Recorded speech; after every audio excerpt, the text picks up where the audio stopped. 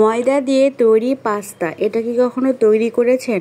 আজকের ভিডিওটি ফলো করলে বাসায় আপনারা খুব সহজেই তৈরি করে নিতে পারবেন এই পাস্তার রেসিপিটি। আশা করছি আজকের ভিডিওটি ভালো লাগবে। হ্যালো এভরিওয়ান, আসসালামু আলাইকুম, welcome back to my channel. নতুন আরও একটি ভিডিও নিয়ে চলে এসেছি। আশা করছি আজকের ভিডিওটিও আপনাদের কাছে অনেক বেশি ভালো লাগবে আর অনেক হেল্পফুল হবে। আর এই পাস্তার রেসিপিটি তৈরি করে নেওয়ার জন্য আমি এখানে একটা বাটিতে নিয়ে নিয়েছি প্রায় 1.5 কাপ মতন ময়দা। তবে আপনারা এটা আটা দিয়েও তৈরি করতে পারবেন। এখন আমি সামান্য তেল দিয়ে আর পানি দিয়ে একটা ডো তৈরি করে নেব। ঠিক বাসায় আমরা যেভাবে রুটি পরোটার ডো তৈরি করে নিই ঠিক সেভাবে।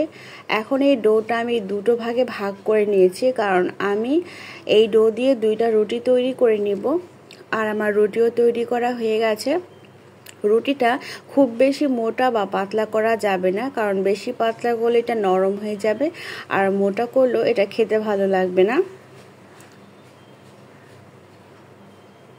এটার ঘনত্বটা এরকম হবে।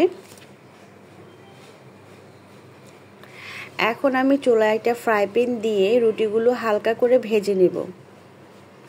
আপনারা বাসায় এভাবে রুটি সংরক্ষণ করে ফ্রিজে অনেক দিন রেখে খেতে পারবেন। যেমন রুটি তৈরি করে নিয়ে তারপর খুবই হালকা করে ভেজে ফ্রিজে একটা বক্সে তুলে রেখে এটা 7-8 দিন মতন সংরক্ষণ করে খেতে পারবেন।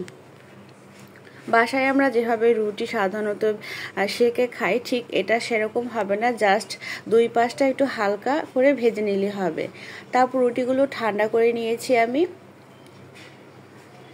এখন রুটিগুলো পাস্তার শেপ দিব, আর এই জন্য আমি রুটিটা প্রথমেই ফোল্ড করে নিচ্ছি, তাহলে শেপটা দিতে আমার বেশি সুবিধা হবে। তারপর একটা নাইফের সাহায্যে আমি চিকন করে কেটে নিচ্ছি।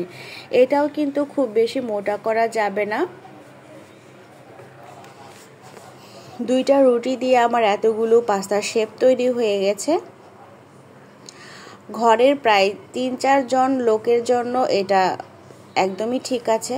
তারপর যে পানিতে আমি সবজিটা সেদ্ধ করে নিয়েছিলাম ঠিক সেই পানিতেই আমি পাস্তার শেপগুলো এখন সেদ্ধ করে নিব। এবং সেদ্ধ করে নেওয়ার জন্য পানিতে অবশ্যই সামান্য পরিমাণ সাদা তেল দিতে হবে।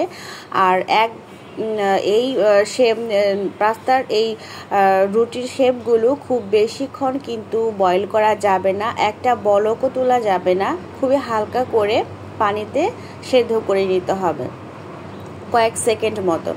তারপর অন্য একটা ফ্রাই প্যানে তেল দিয়ে আমি এখনও পেঁয়াজ আর মরিচটা ভেজে নিচ্ছি। তারপর যে সবজিগুলো অ্যাড করে দেওয়ার কথা আমার সেগুলো দিচ্ছি। এখানে আমি সবজি হিসেবে বাঁধাকপি আর গাজর দিয়েছি। তারপর দিয়ে দিচ্ছি লবণটা দেওয়ার পর আমি একটু নেড়ে চেড়ে ভেজে নিচ্ছি। আর যখন এই পাস্তাটা আপনারা ভেজে নেবেন চুলার আঁচটা অবশ্যই হাই হিটে রাখতে হবে। আর এই সবজির সাথে আপনারা চাইলে চিংড়ি মাছ, তারপর চিকেন বা গরুর মাংস যে কোনো কিছু অ্যাড করতে পারবেন, আর চাইলে আপনারা অন্য সবজিও অ্যাড করতে পারবেন। আর এখন আমি যে রুটিগুলো সেদ্ধ করে নিয়েছি সেটা আমি দিয়ে দিচ্ছি, সেটাও খুব ভালো করে মিক্সড করে ভেজে নিচ্ছি। এখন দিয়ে দিচ্ছি নুডলসের মশলা। আপনারা এখানে চাইলে ম্যাজিক মশলাটা ইউজ করতে পারবেন। এটা দেওয়ার পরও খুব ভালো করে মিক্সড করে ভেজে নিচ্ছি। তারপরে দিয়ে দিচ্ছি চিনি, এটা অপশনাল, একটু স্বাদের জন্য আমি অ্যাড করে দিয়েছি। তারপর দিয়ে দিচ্ছি 1 চামচ মতন চিলি ফ্লেক্স। সবশেষে আমি এখানে ব্যবহার করব অরিগানো, তবে এটা অপশনাল, আপনাদের কাছে না থাকলে এটা কোনো দরকার নেই। সবগুলো উপকরণ খুব ভালো করে মিক্সড করে নিচ্ছি। বাসায় যদি রুটি বেশি হয়ে যায় তাহলে সেই রুটি দিয়েও আপনারা এভাবে করে তৈরি করে দিতে পারবেন বাচ্চাদের। এটা খেতে কিন্তু একদমই খারাপ লাগবে না। বাচ্চা থেকে বড় সবাই পছন্দ করবে আজকের এই রেসিপিটি। আশা করছি আজকের ভিডিওটি আপনাদের কাছে ভালো লেগেছে। নতুন আরও ভিডিও পেতে আমার চ্যানেলটি সাবস্ক্রাইব করে আমার পাশেই থাকুন। আল্লাহ হাফেজ।